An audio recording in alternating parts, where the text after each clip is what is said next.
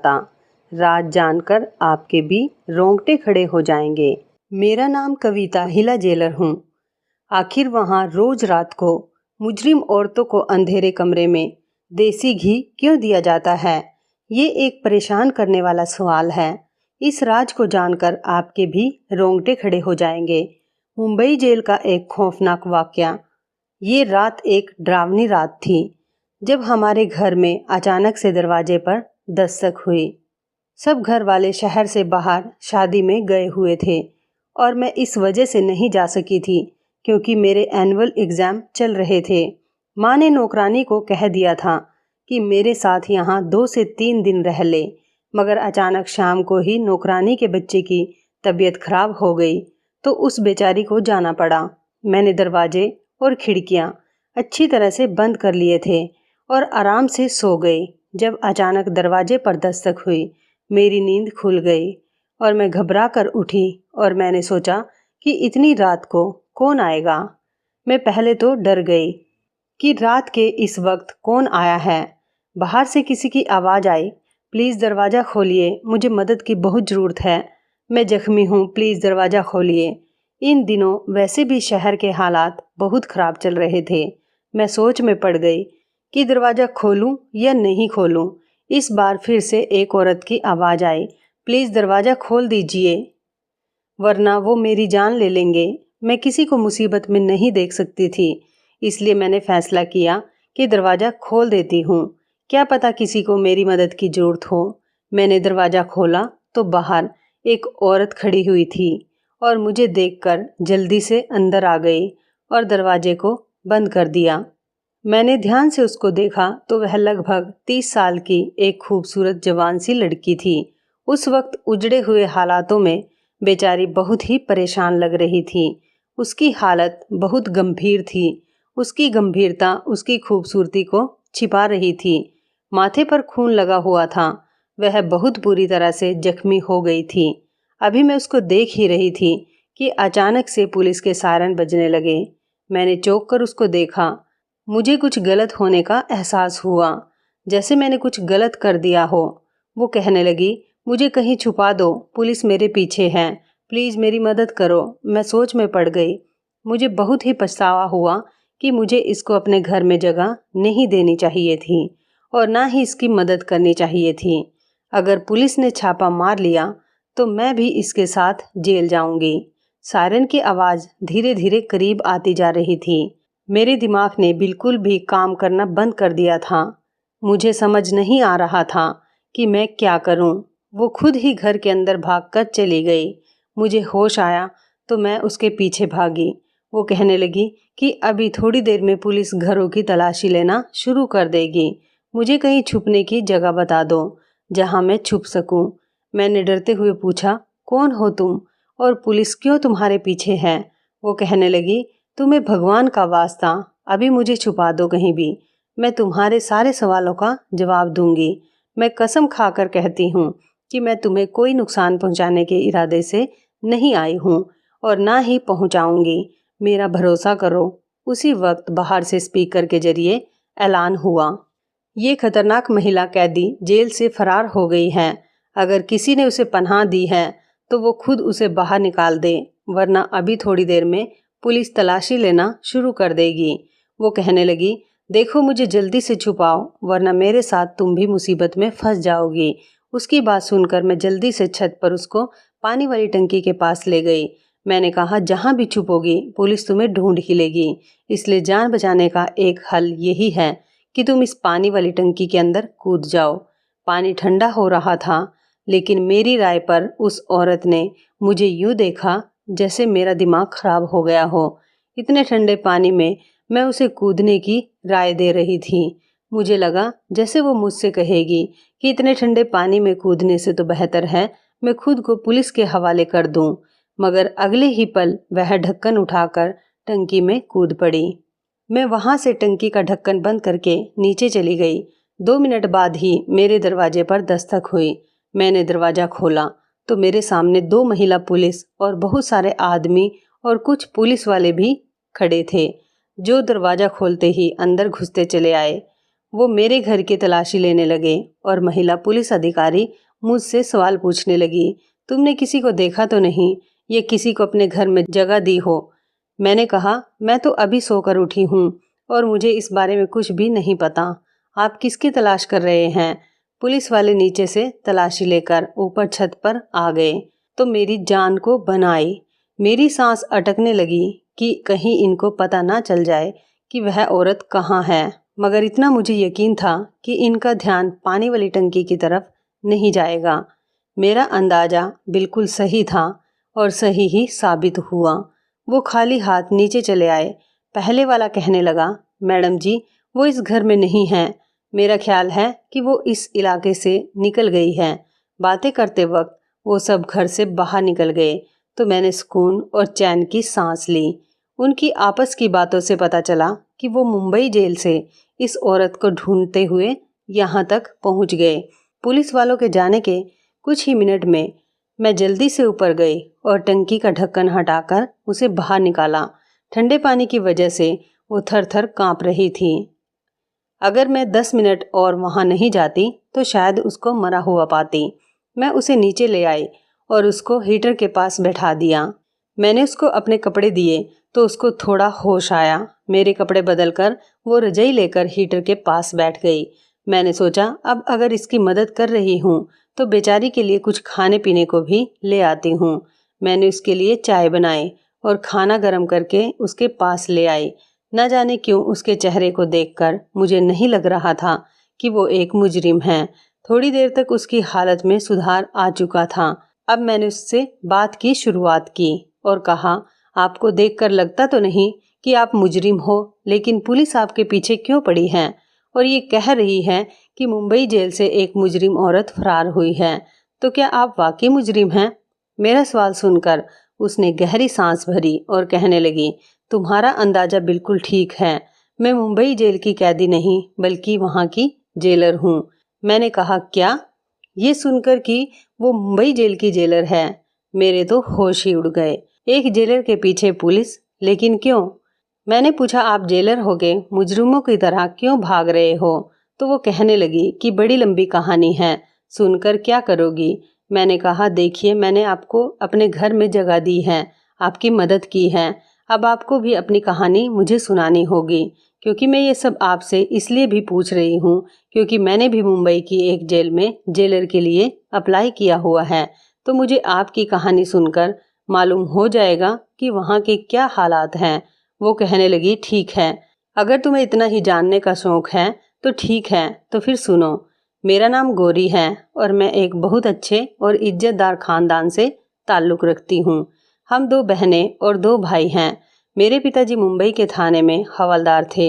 मेरे पिताजी ने बचपन से ही हमें सच्चाई और ईमानदारी का सबक पढ़ाया था और यही समझाया था कि अपने काम से हमेशा वफादार रहना चाहिए, चाहे काम कितना ही मामूली क्यों ना हो और रुतबा चाहे छोटा मिले या बड़ा। कभी भी अपने ईमान का सौदा मत करना। मेरे पिताजी एक सच्चे और ईमानदार हवलदार थे। अपनी सारी जिंदगी नौकरी के दौरान उन्होंने कभी भी 1 रुपए की भी रिश्वत लेना गवारा नहीं समझा।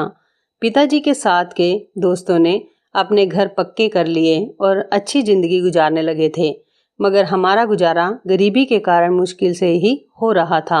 मैं पिताजी की बहुत लाडली बेटी थी, इसलिए अक्सर घर के हालात से तंग आकर मैं भी उनसे कहती थी कि पिताजी, आप अपने साथ के लोगों को ही देख लीजिए, उन्होंने किस कदर तरक्की कर ली है, उनसे ही कुछ सीख लीजिए। उन लोगों के घरों में सब तरह के ऐशो आराम हैं। लोगों के घर रोजाना अच्छे अच्छे पकवान बनते हैं और हमारे यहाँ वही रूखी सूखी, और हम लोग तो दिवाली पर भी अच्छे पकवान नहीं बना पाते। हमें तो कुछ अच्छा देखने को भी नहीं मिलता, खाना तो दूर की बात है। उनके बच्चे कितने अच्छे स्कूल और कॉलेज में पढ़ते हैं और हम लोग तो सरकारी स्कूल में जाते हैं।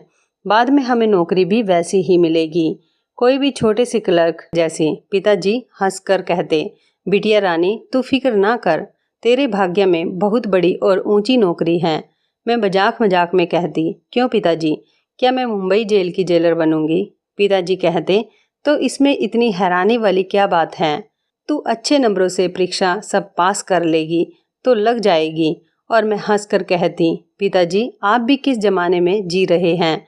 मेरी सिफारिश होगी तभी तो किसी नौकरी पर लगूंगी, वरना पैसे देकर नौकरी करने वाले तो हमारे हालात ही नहीं। पिताजी ने गुस्से से कहा, न रिश्वत और ना ही सिफारिश, कभी भी जिंदगी में इन दोनों चीज़ों की तरफ झुकने का सोचना भी मत। मेरे पिताजी का तो वो हाल था कि वो ईमानदारी और फ़र्ज पर अपनी जान दे सकते थे।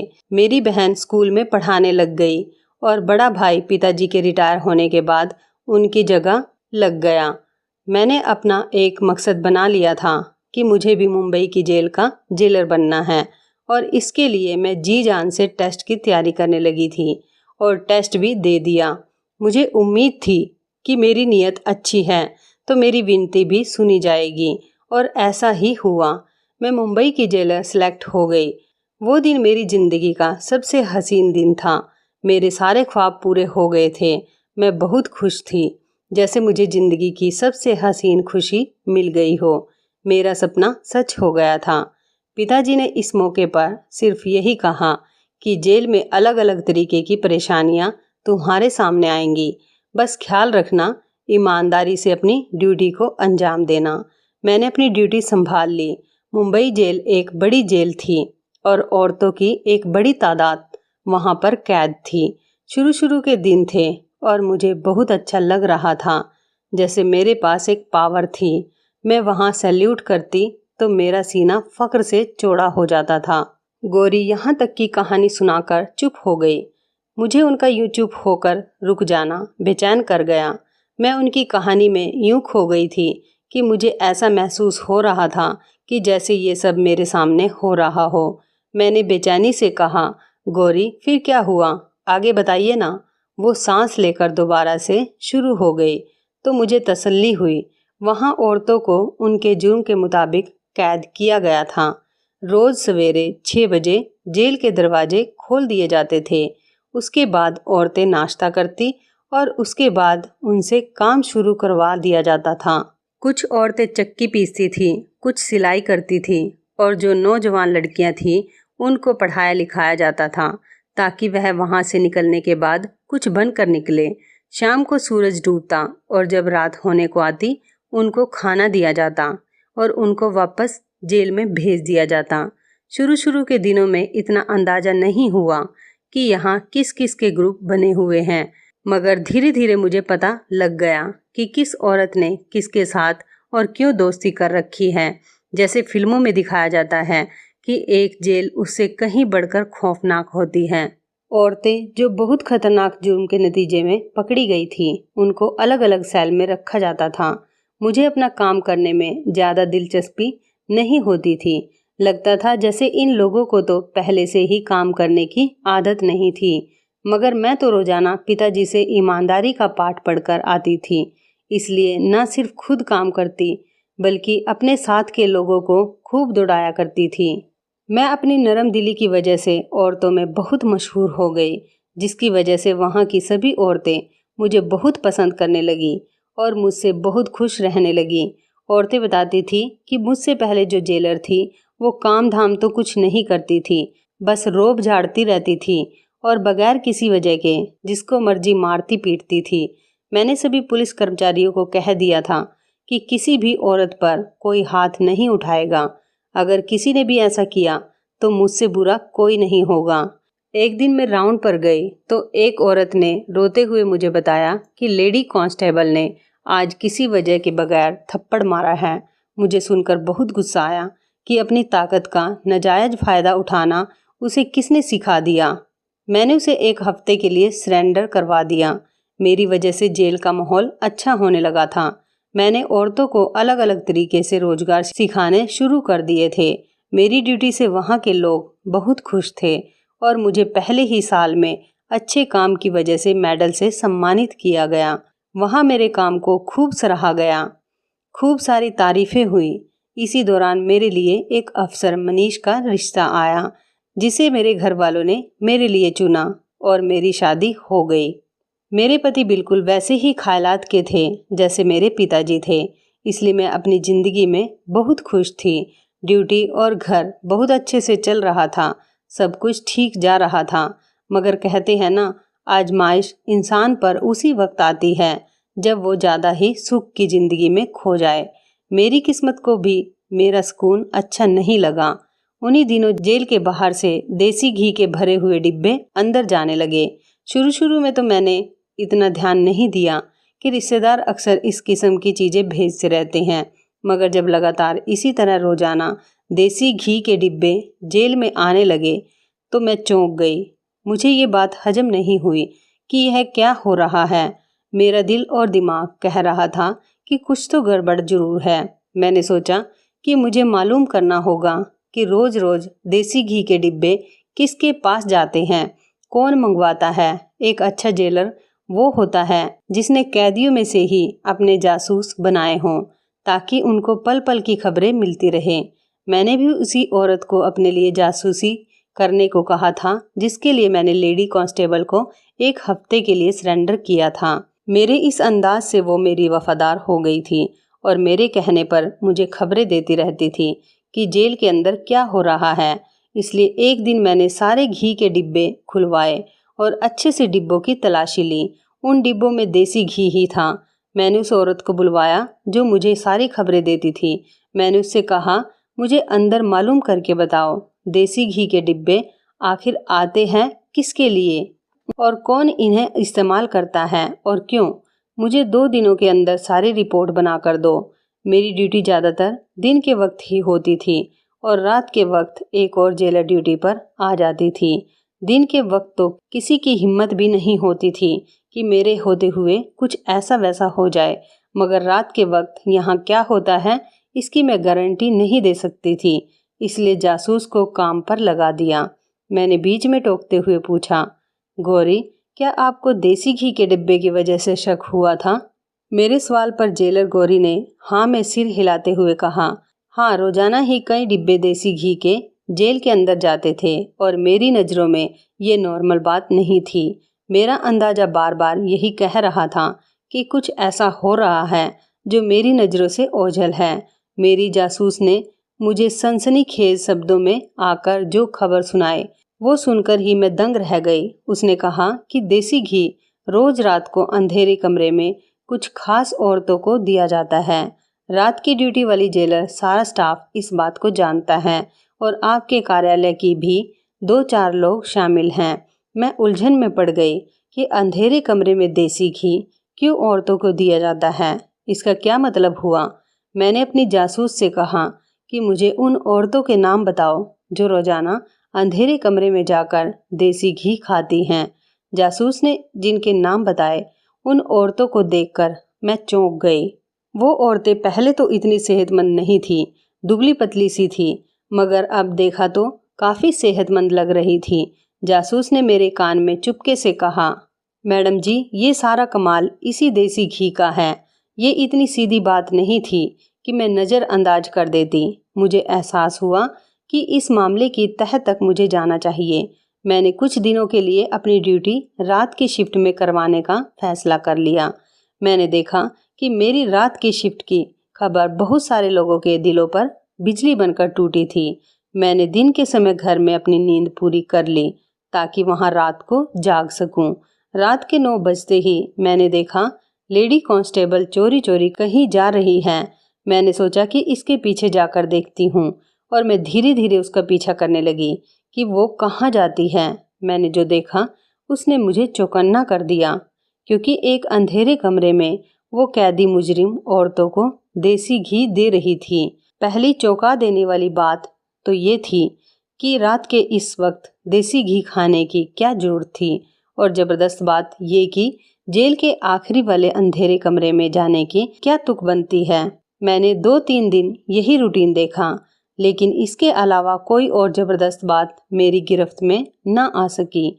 मैं कुछ भी पूछकर इनको शक करने का मौका नहीं दे सकती थी, इसलिए मैं चुपचाप सब कुछ देख रही थी कि कभी तो मौका आएगा कि कोई और सबूत मिलेंगे, और सबूत आखिर एक दिन मिल ही गया। उस दिन रात के 11 बजे थे। मैंने अपना सिर मेज पर टिकाया और जानबूझकर आंखें बंद कर ली ताकि कोई देखे तो यही समझे कि मैं सो रही हूँ। थोड़ी ही देर गुजरी थी कि मेरे ऑफिस में कोई आया। आहट से मैंने पहचान लिया कि लेडी कांस्टेबल हैं। वो मुझे सोता देखकर बाहर चली गई। वो किसी से कहने लगी, लगता है जो नींद की दवा मैडम को दी है उसने असर कर दिखाया। मैडम सो रही हैं, बस कुछ ही घंटे बाकी हैं, इसलिए इन औरतों को जाकर कहो जल्दी जल्दी अपना काम करें। कुछ ही देर में वे दोनों वहाँ से चली गई। मैंने हैरत से सोचा कि आखिरकार ये सब क्या हो रहा है जेल में, जिसकी मुझे खबर नहीं थी, और मेरी नाक के नीचे सब कुछ हो रहा है। इनकी बातों से अंदाजा हुआ कि जो भी हो रहा है इसी अंधेरे कमरे में हो रहा है। तभी मैंने उठने की कोशिश की ताकि जाकर देख सकूं ऐसा क्या हो रहा है। वहां पर उठते ही मेरा सर चकराने लगा। मुझे चक्कर आ रहे थे। लगता था कि मेरी चाय में जो नींद की गोलियां मिलाई थी उसने अब असर करना शुरू कर दिया था।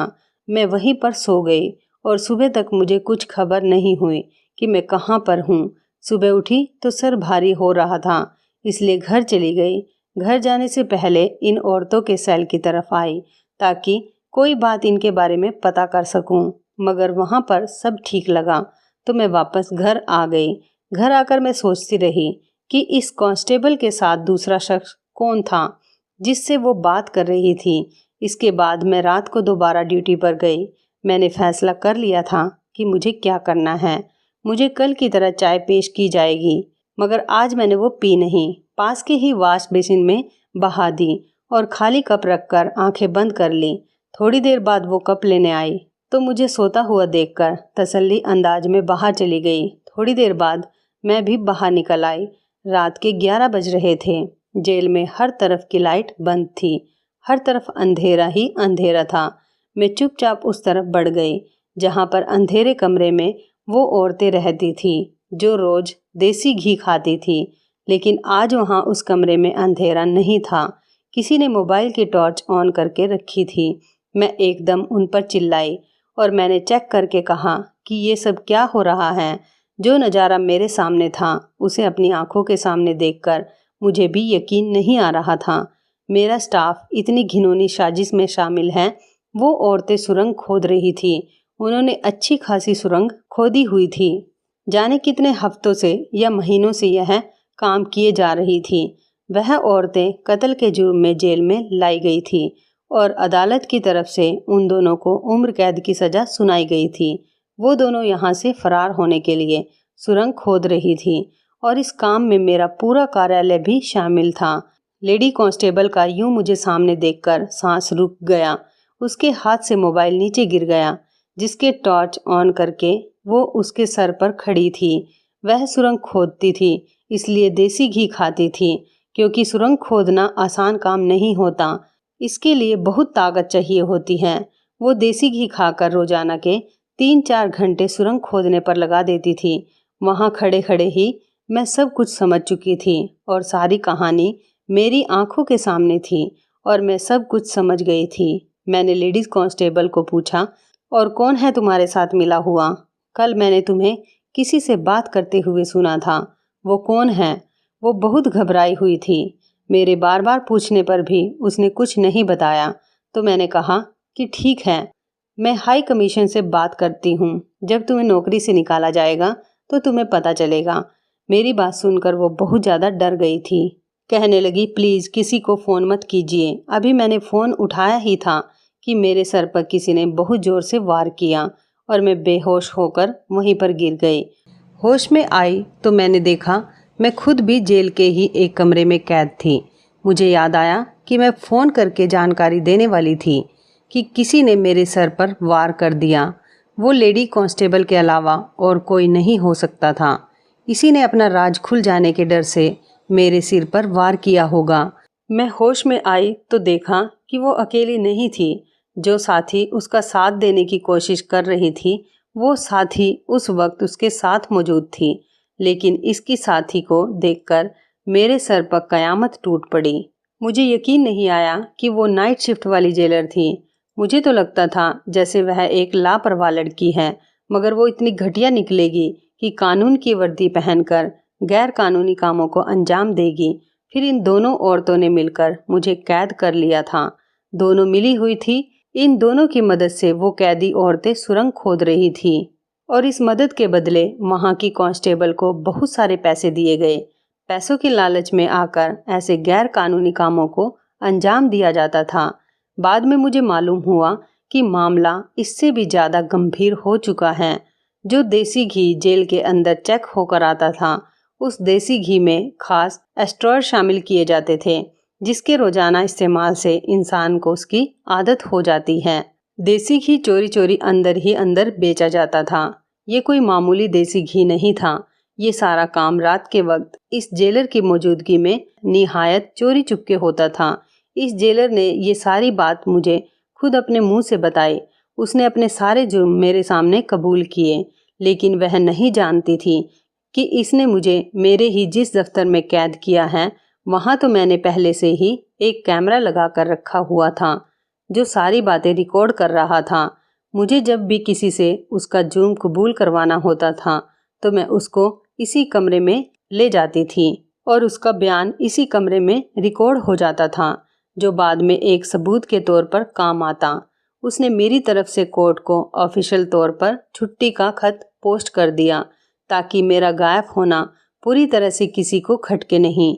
इसके बाद उसने मेरी पहचान के अनुसार एक रिपोर्ट बनाकर कोर्ट को भेज दी, जिसमें मुझ पर संगीन आरोप लगाए गए थे।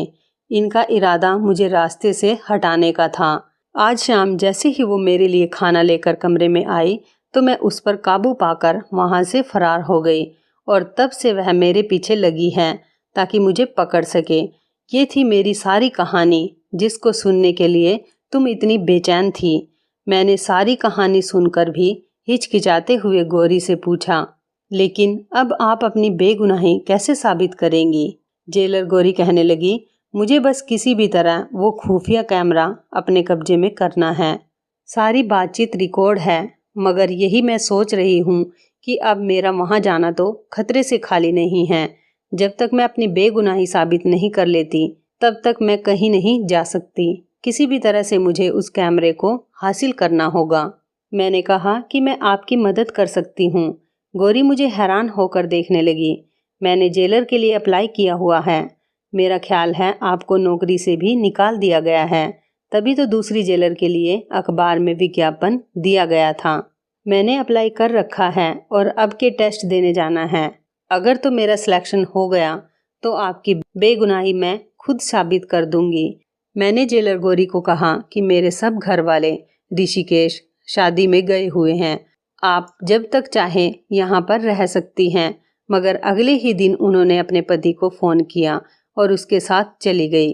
मुझे ये सारी कहानी जानकर इस बेचारी के लिए बहुत दुख हुआ था। गौरी एक ईमानदार जेलर थी।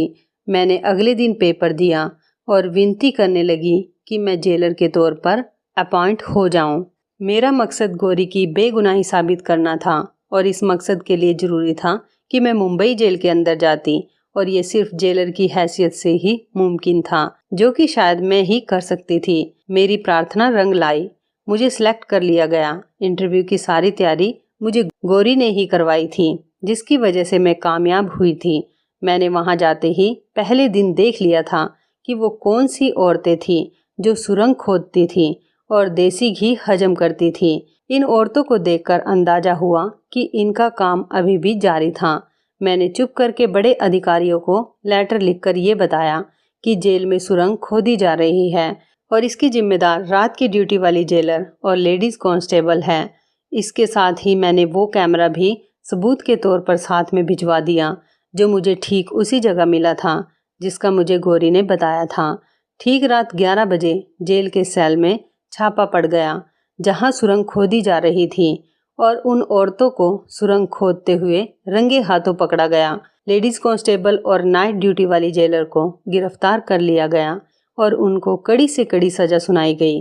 ये सब मैंने अपनी ड्यूटी के दूसरे दिन ही किया था, क्योंकि मेरा इरादा ही यही था कि सच सामने लाया जाए। जेलर गौरी की बेगुनाही साबित हो गई और उसे उसकी पोस्ट दोबारा से दे दी गई। मुंबई जेल की नाइट ड्यूटी और जेलर की पोस्ट गौरी को दे दी गई और दिन की ड्यूटी मुझे दे दी गई। जेलर गौरी ने मेरा बहुत शुक्रिया अदा किया और मुझसे कहा कि तुम्हारा बहुत एहसान है कि तुमने मेरी मदद की, और अब मेरी जेलर गौरी के साथ बहुत अच्छी दोस्ती हो गई। हम दोनों ने पहले की तरह मिलकर जेल का माहौल बहुत अच्छा कर दिया और सब कुछ पहले की तरह अच्छा होने लगा था। तो इस कहानी के बारे में आपकी क्या राय है, कमेंट करके ज़रूर बताइएगा। दोस्तों, आपको हमारी ये मज़ेदार कहानी जेल में रोज़ रात को मुजरिम औरतों को अंधेरे कमरे में देसी घी क्यों दिया जाता कैसी लगी, आप हमें कमेंट बॉक्स में ज़रूर बताएं। यदि आपके पास भी ऐसी कोई प्यारी सी कहानी है या फिर ऐसी कोई और कहानी जिससे कुछ शिक्षा मिले तो आप हमारे साथ उसको ज़रूर शेयर करें। दोस्तों, यदि आपको हमारी ये वीडियो अच्छी लगे तो आप हमारी इस वीडियो को लाइक शेयर ज़रूर करें और ऐसी ही दिल को छू लेने वाली प्रेरणादायक कहानियाँ सुनने के लिए हमारे चैनल को भी सब्सक्राइब करें। और यदि आप हमें फेसबुक पर देख रहे हैं तो आप हमारे फेसबुक पेज को लाइक और फॉलो ज़रूर करें। तो दोस्तों, फिर मिलते हैं ऐसी ही ज़बरदस्त कहानी या टिप्स के साथ नई वीडियो में। तब तक के लिए आप सभी का धन्यवाद। आप सभी अपना ख्याल रखना। आपका दिन शुभ व मंगलमय हो।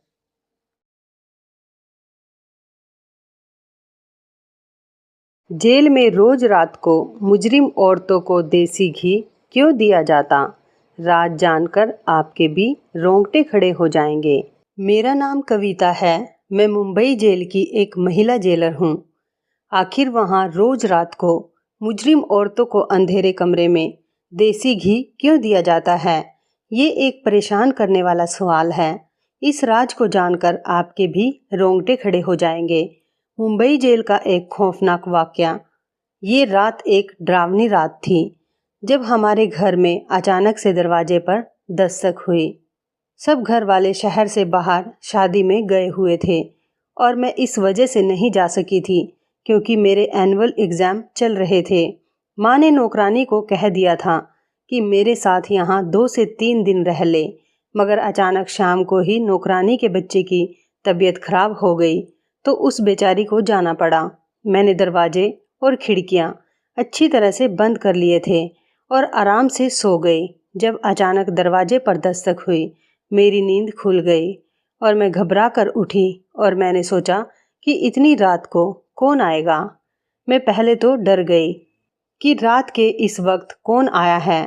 बाहर से किसी की आवाज़ आई, प्लीज़ दरवाज़ा खोलिए, मुझे मदद की बहुत ज़रूरत है, मैं ज़ख्मी हूँ, प्लीज़ दरवाज़ा खोलिए। इन दिनों वैसे भी शहर के हालात बहुत ख़राब चल रहे थे। मैं सोच में पड़ गई कि दरवाज़ा खोलूं या नहीं खोलूं।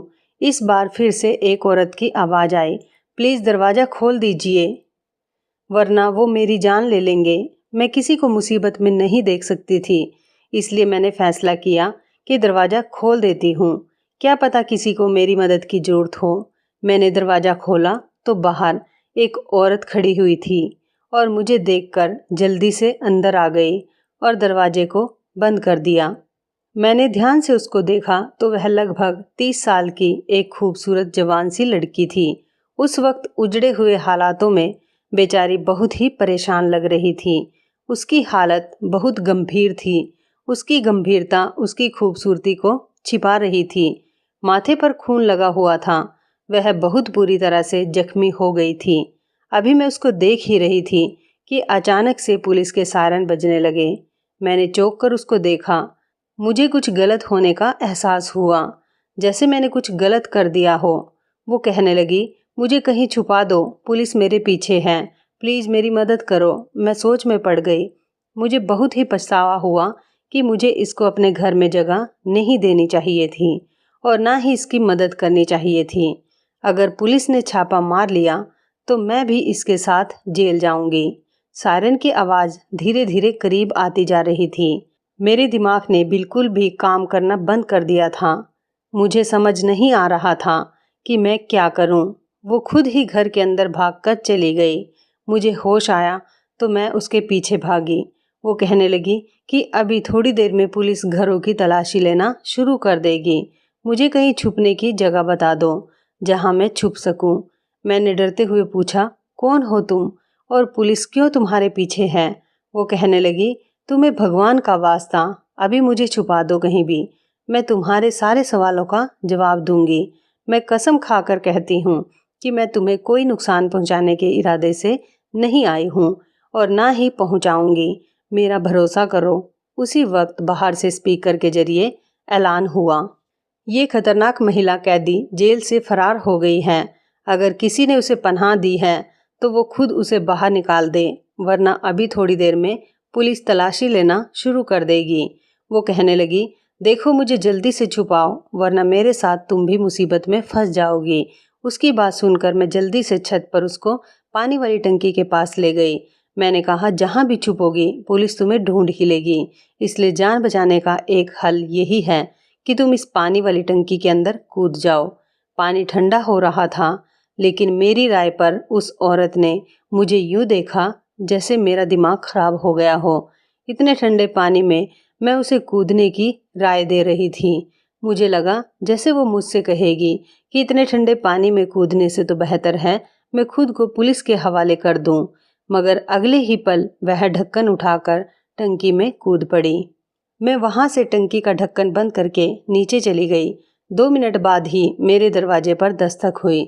मैंने दरवाजा खोला तो मेरे सामने 2 महिला पुलिस और बहुत सारे आदमी और कुछ पुलिस वाले भी खड़े थे, जो दरवाजा खोलते ही अंदर घुसते चले आए। वो मेरे घर की तलाशी लेने लगे और महिला पुलिस अधिकारी मुझसे सवाल पूछने लगी, तुमने किसी को देखा तो नहीं, ये किसी को अपने घर में जगह दी हो? मैंने कहा, मैं तो अभी सोकर उठी हूँ और मुझे इस बारे में कुछ भी नहीं पता। आप किसकी तलाश कर रहे हैं?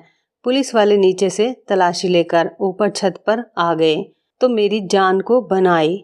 मेरी सांस अटकने लगी कि कहीं इनको पता ना चल जाए कि वह औरत कहाँ है। मगर इतना मुझे यकीन था कि इनका ध्यान पानी वाली टंकी की तरफ नहीं जाएगा।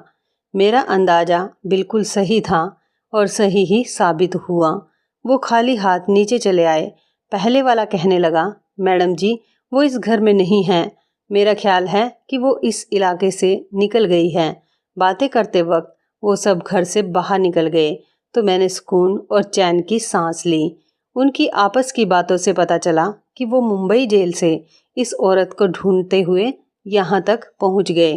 पुलिस वालों के जाने के कुछ ही मिनट में मैं जल्दी से ऊपर गई और टंकी का ढक्कन हटाकर उसे बाहर निकाला। ठंडे पानी की वजह से वो थर थर काँप रही थी। अगर मैं 10 मिनट और वहाँ नहीं जाती तो शायद उसको मरा हुआ पाती। मैं उसे नीचे ले आई और उसको हीटर के पास बैठा दिया। मैंने उसको अपने कपड़े दिए तो उसको थोड़ा होश आया। मेरे कपड़े बदलकर वो रजाई लेकर हीटर के पास बैठ गई। मैंने सोचा, अब अगर इसकी मदद कर रही हूँ तो बेचारी के लिए कुछ खाने पीने को भी ले आती हूँ। मैंने उसके लिए चाय बनाई और खाना गर्म करके उसके पास ले आई। न जाने क्यों उसके चेहरे को देखकर मुझे नहीं लग रहा था कि वो एक मुजरिम है। थोड़ी देर तक उसकी हालत में सुधार आ चुका था। अब मैंने उससे बात की शुरुआत की और कहा, आपको देखकर लगता तो नहीं कि आप मुजरिम हो, लेकिन पुलिस आपके पीछे क्यों पड़ी है और ये कह रही है कि मुंबई जेल से एक मुजरिम औरत फरार हुई है, तो क्या आप वाकई मुजरिम हैं? मेरा सवाल सुनकर उसने गहरी सांस भरी और कहने लगी, तुम्हारा अंदाजा बिल्कुल ठीक है। मैं मुंबई जेल की कैदी नहीं बल्कि वहाँ की जेलर हूँ। मैंने कहा, क्या? ये सुनकर कि वो मुंबई जेल की जेलर है, मेरे तो होश ही उड़ गए। एक जेलर के पीछे पुलिस, लेकिन क्यों?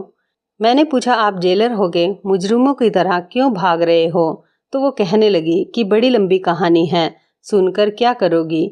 मैंने कहा, देखिए मैंने आपको अपने घर में जगह दी है, आपकी मदद की है, अब आपको भी अपनी कहानी मुझे सुनानी होगी, क्योंकि मैं ये सब आपसे इसलिए भी पूछ रही हूँ क्योंकि मैंने भी मुंबई की एक जेल में जेलर के लिए अप्लाई किया हुआ है। तो मुझे आपकी कहानी सुनकर मालूम हो जाएगा कि वहाँ के क्या हालात हैं। वो कहने लगी, ठीक है, अगर तुम्हें इतना ही जानने का शौक है तो ठीक है, तो फिर सुनो। मेरा नाम गौरी है और मैं एक बहुत अच्छे और इज्जतदार खानदान से ताल्लुक़ रखती हूँ। हम 2 बहनें और 2 भाई हैं। मेरे पिताजी मुंबई के थाने में हवलदार थे। मेरे पिताजी ने बचपन से ही हमें सच्चाई और ईमानदारी का सबक पढ़ाया था और यही समझाया था कि अपने काम से हमेशा वफादार रहना चाहिए, चाहे काम कितना ही मामूली क्यों ना हो और रुतबा चाहे छोटा मिले या बड़ा। कभी भी अपने ईमान का सौदा मत करना। मेरे पिताजी एक सच्चे और ईमानदार हवलदार थे। अपनी सारी जिंदगी नौकरी के दौरान उन्होंने कभी भी 1 रुपए की भी रिश्वत लेना गवारा नहीं समझा। पिताजी के साथ के दोस्तों ने अपने घर पक्के कर लिए और अच्छी जिंदगी गुजारने लगे थे, मगर हमारा गुजारा गरीबी के कारण मुश्किल से ही हो रहा था। मैं पिताजी की बहुत लाडली बेटी थी, इसलिए अक्सर घर के हालात से तंग आकर मैं भी उनसे कहती थी कि पिताजी, आप अपने साथ के लोगों को ही देख लीजिए, उन्होंने किस कदर तरक्की कर ली है, उनसे ही कुछ सीख लीजिए। उन लोगों के घरों में सब तरह के ऐशो आराम हैं, लोगों के घर रोजाना अच्छे अच्छे पकवान बनते हैं और हमारे यहाँ वही रूखी सूखी, और हम लोग तो दिवाली पर भी अच्छे पकवान नहीं बना पाते। हमें तो कुछ अच्छा देखने को भी नहीं मिलता, खाना तो दूर की बात है। उनके बच्चे कितने अच्छे स्कूल और कॉलेज में पढ़ते हैं और हम लोग तो सरकारी स्कूल में जाते हैं। बाद में हमें नौकरी भी वैसी ही मिलेगी, कोई भी छोटे से क्लर्क जैसी। पिताजी हंसकर कहते, बिटिया रानी, तू फिक्र ना कर, तेरे भाग्य में बहुत बड़ी और ऊंची नौकरी है। मैं मजाक मजाक में कहती, क्यों पिताजी, क्या मैं मुंबई जेल की जेलर बनूंगी? पिताजी कहते, तो इसमें इतनी हैरानी वाली क्या बात है? तू अच्छे नंबरों से परीक्षा सब पास कर लेगी तो लग जाएगी। और मैं हंसकर कहती, पिताजी, आप भी किस जमाने में जी रहे हैं? मेरी सिफारिश होगी तभी तो किसी नौकरी पर लगूंगी, वरना पैसे देकर नौकरी करने वाले तो हमारे हालात ही नहीं। पिताजी ने गुस्से से कहा, ना रिश्वत और ना ही सिफारिश, कभी भी जिंदगी में इन दोनों चीज़ों की तरफ झुकने का सोचना भी मत। मेरे पिताजी का तो वो हाल था कि वो ईमानदारी और फर्ज पर अपनी जान दे सकते थे। मेरी बहन स्कूल में पढ़ाने लग गई और बड़ा भाई पिताजी के रिटायर होने के बाद उनकी जगह लग गया। मैंने अपना एक मकसद बना लिया था कि मुझे भी मुंबई की जेल का जेलर बनना है, और इसके लिए मैं जी जान से टेस्ट की तैयारी करने लगी थी और टेस्ट भी दे दिया। मुझे उम्मीद थी कि मेरी नीयत अच्छी है तो मेरी विनती भी सुनी जाएगी, और ऐसा ही हुआ। मैं मुंबई की जेलर सेलेक्ट हो गई। वो दिन मेरी ज़िंदगी का सबसे हसीन दिन था। मेरे सारे ख्वाब पूरे हो गए थे। मैं बहुत खुश थी, जैसे मुझे ज़िंदगी की सबसे हसीन खुशी मिल गई हो। मेरा सपना सच हो गया था। पिताजी ने इस मौके पर सिर्फ यही कहा कि जेल में अलग अलग तरीके की परेशानियां तुम्हारे सामने आएंगी, बस ख्याल रखना, ईमानदारी से अपनी ड्यूटी को अंजाम देना। मैंने अपनी ड्यूटी संभाल ली। मुंबई जेल एक बड़ी जेल थी और औरतों की एक बड़ी तादाद वहाँ पर कैद थी। शुरू शुरू के दिन थे और मुझे बहुत अच्छा लग रहा था, जैसे मेरे पास एक पावर थी। मैं वहाँ सैल्यूट करती तो मेरा सीना फक्र से चौड़ा हो जाता था। गौरी यहाँ तक की कहानी सुनाकर चुप हो गई। मुझे उनका यूं चुप होकर रुक जाना बेचैन कर गया। मैं उनकी कहानी में यूं खो गई थी कि मुझे ऐसा महसूस हो रहा था कि जैसे ये सब मेरे सामने हो रहा हो। मैंने बेचैनी से कहा, गौरी, फिर क्या हुआ, आगे बताइए ना। वो सांस लेकर दोबारा से शुरू हो गई तो मुझे तसल्ली हुई। वहाँ औरतों को उनके जुर्म के मुताबिक कैद किया गया था। रोज़ सवेरे 6 बजे जेल के दरवाजे खोल दिए जाते थे। उसके बाद औरतें नाश्ता करती और उसके बाद उनसे काम शुरू करवा दिया जाता था। कुछ औरतें चक्की पीसती थीं, कुछ सिलाई करती थीं, और जो नौजवान लड़कियां थीं उनको पढ़ाया लिखाया जाता था ताकि वह वहां से निकलने के बाद कुछ बनकर निकले। शाम को सूरज डूबता और जब रात होने को आती उनको खाना दिया जाता और उनको वापस जेल में भेज दिया जाता। शुरू शुरू के दिनों में इतना अंदाज़ा नहीं हुआ कि यहाँ किस किस के ग्रुप बने हुए हैं, मगर धीरे धीरे मुझे पता लग गया कि किस औरत ने किसके साथ और क्यों दोस्ती कर रखी है। जैसे फिल्मों में दिखाया जाता है कि एक जेल उससे कहीं बढ़कर खौफनाक होती है। औरतें जो बहुत खतरनाक जुर्म के नतीजे में पकड़ी गई थी उनको अलग अलग सेल में रखा जाता था। मुझे अपना काम करने में ज़्यादा दिलचस्पी नहीं होती थी। लगता था जैसे इन लोगों को तो पहले से ही काम करने की आदत नहीं थी, मगर मैं तो रोजाना पिताजी से ईमानदारी का पाठ पढ़कर आती थी, इसलिए न सिर्फ खुद काम करती बल्कि अपने साथ के लोगों को खूब दौड़ाया करती थी। मैं अपनी नरम दिली की वजह से औरतों में बहुत मशहूर हो गई, जिसकी वजह से वहाँ की सभी औरतें मुझे बहुत पसंद करने लगी और मुझसे बहुत खुश रहने लगी। औरतें बताती थी कि मुझसे पहले जो जेलर थी वो काम धाम तो कुछ नहीं करती थी, बस रोब झाड़ती रहती थी और बगैर किसी वजह के जिसको मर्जी मारती पीटती थी। मैंने सभी पुलिस कर्मचारियों को कह दिया था कि किसी भी औरत पर कोई हाथ नहीं उठाएगा। अगर किसी ने भी ऐसा किया तो मुझसे बुरा कोई नहीं होगा। एक दिन मैं राउंड पर गई तो एक औरत ने रोते हुए मुझे बताया कि लेडी कांस्टेबल ने आज किसी वजह के बगैर थप्पड़ मारा है।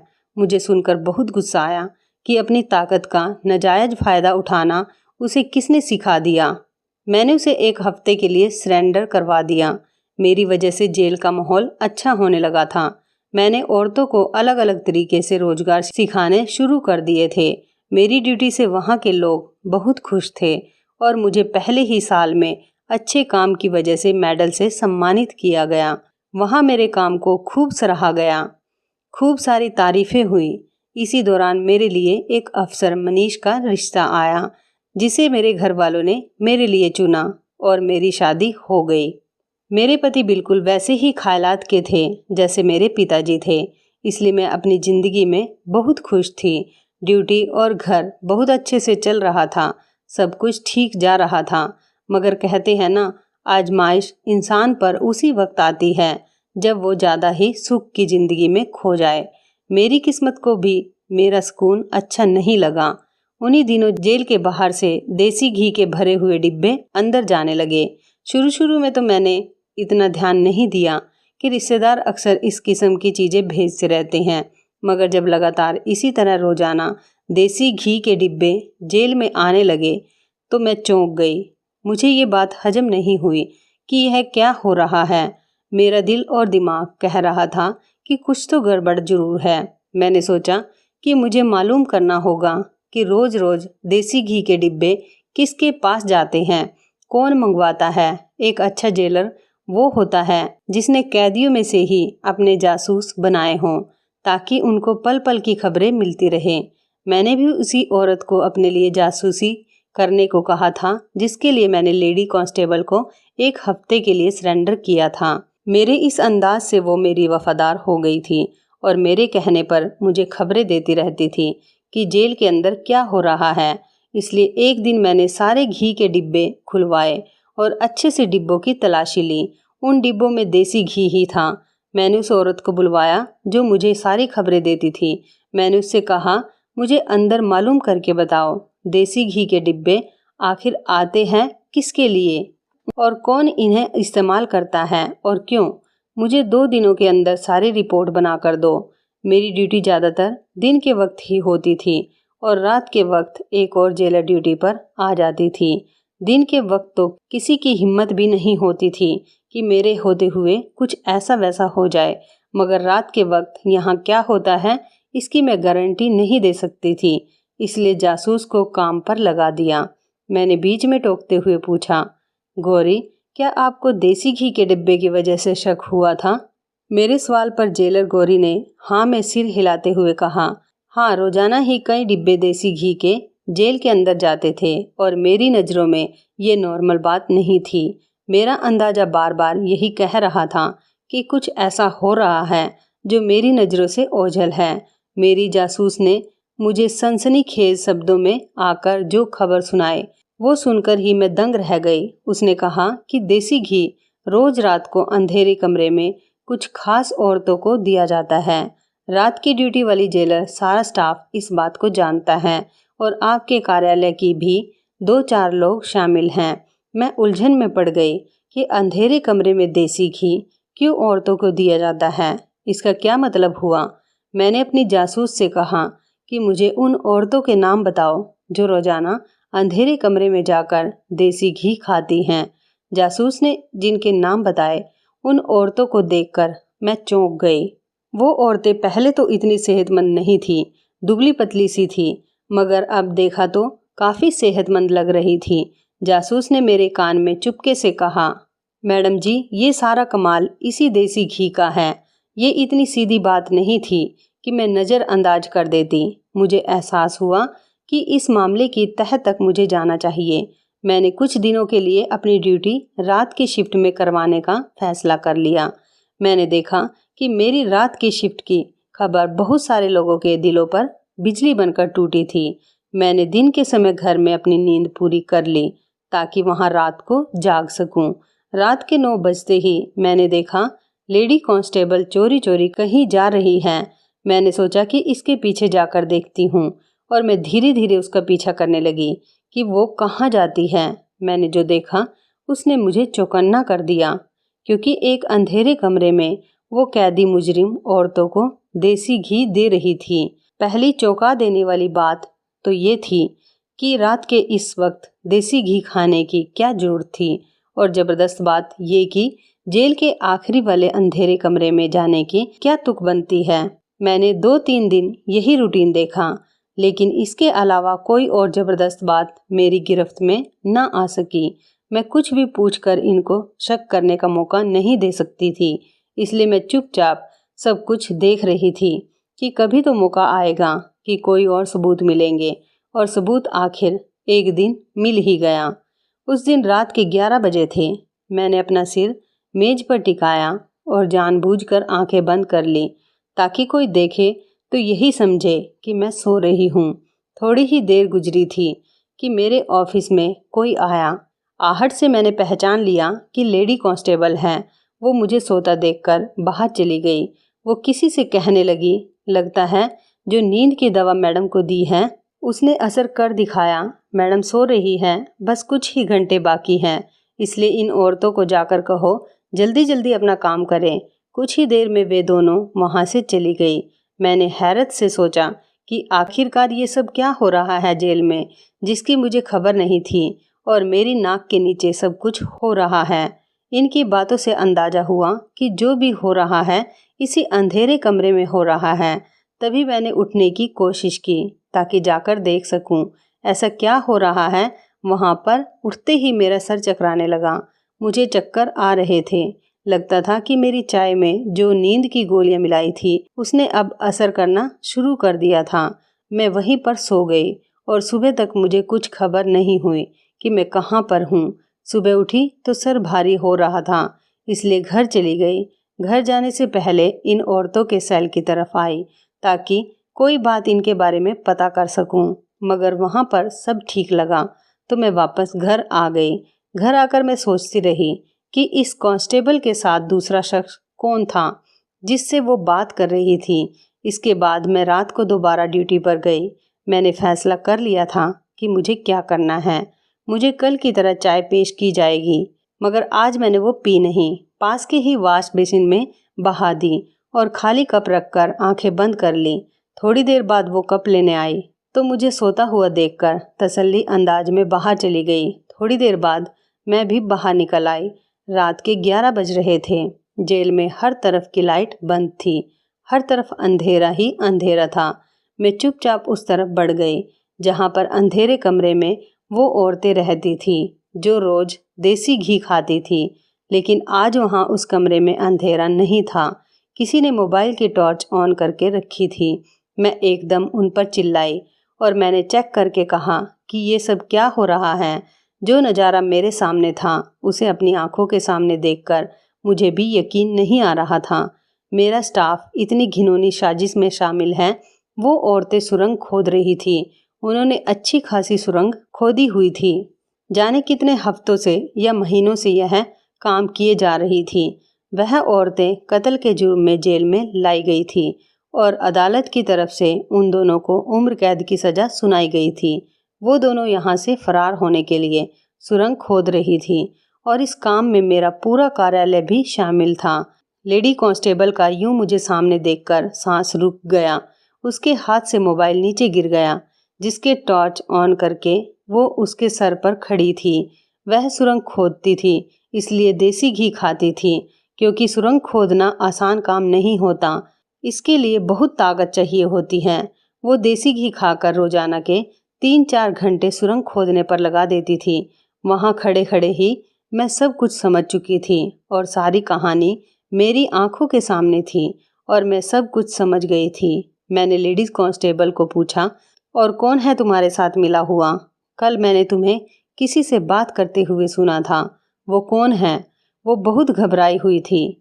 मेरे बार बार पूछने पर भी उसने कुछ नहीं बताया, तो मैंने कहा कि ठीक है, मैं हाई कमीशन से बात करती हूँ। जब तुम्हें नौकरी से निकाला जाएगा तो तुम्हें पता चलेगा।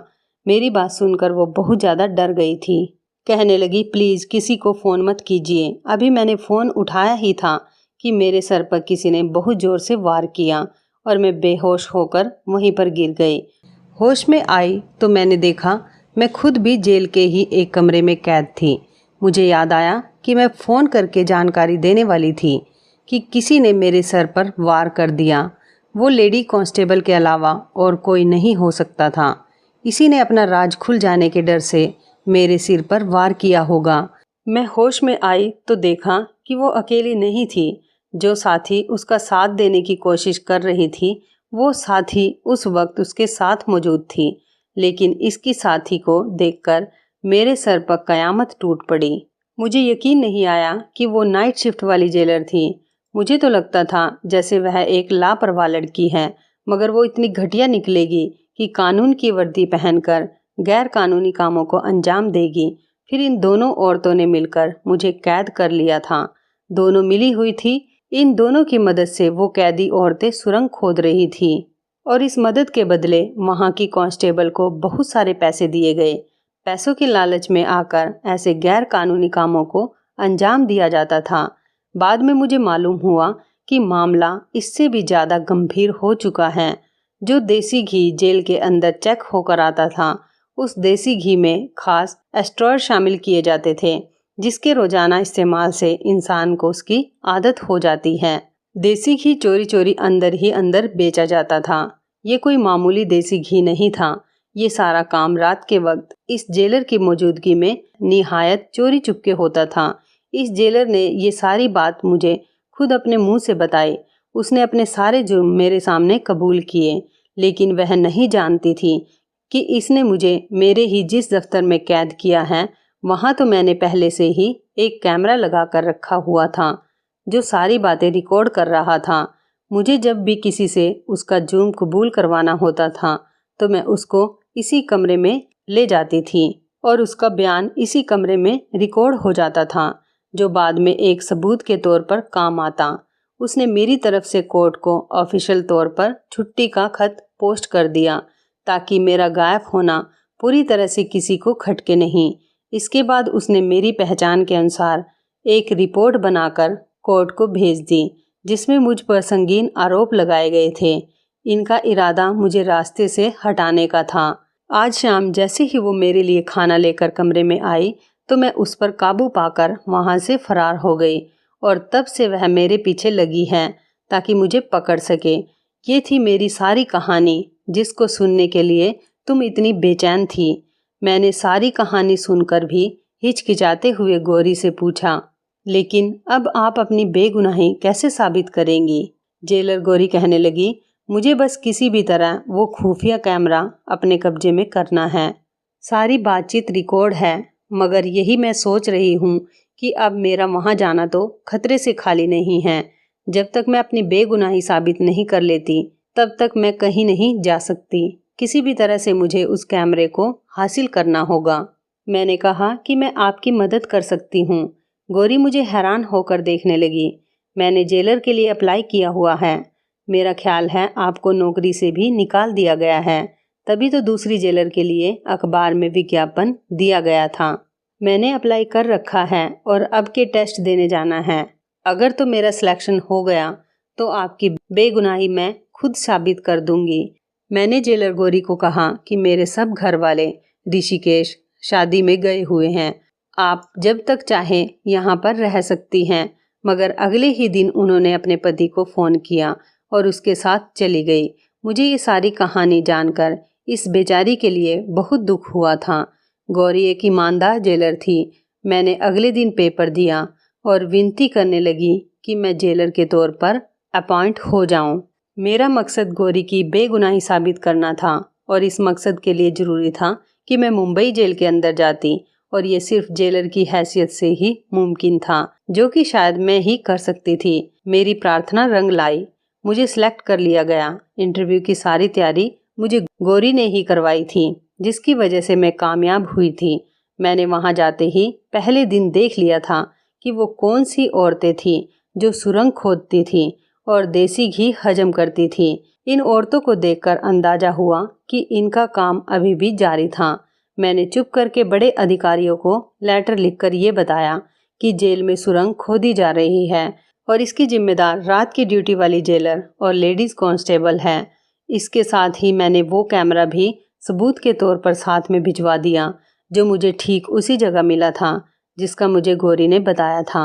ठीक रात 11 बजे जेल के सेल में छापा पड़ गया जहां सुरंग खोदी जा रही थी और उन औरतों को सुरंग खोदते हुए रंगे हाथों पकड़ा गया। लेडीज कांस्टेबल और नाइट ड्यूटी वाली जेलर को गिरफ्तार कर लिया गया और उनको कड़ी से कड़ी सजा सुनाई गई।